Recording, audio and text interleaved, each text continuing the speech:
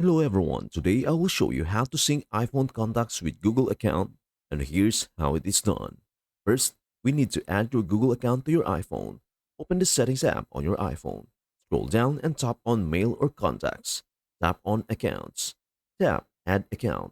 Select Google from the list. Sign in with your Google account credentials and tap Next. After signing in, toggle on contacts to sync them with your Google account. Tap Save to confirm. Once you have done this, your iPhone will automatically start syncing your contacts with your Google account. But wait, there is a little more to set up. If you want to make sure any new contacts you add on your iPhone are automatically saved to your Google account, you'll need to set Google as the default account for contacts. Here's how. Go back to Settings app, scroll down and tap Contacts. Tap Default Account. Select Gmail from the list.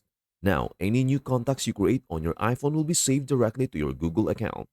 If at any point you want to stop syncing your contacts or change settings, you can go back to Settings, Mail or Contacts, Accounts, tap your Google account, and toggle off contacts. That is everything you need to know about how to sync iPhone contacts with Google account. Before we end, may I humbly ask you a favor? Please do like, share, and subscribe to our channel. This means the world to us.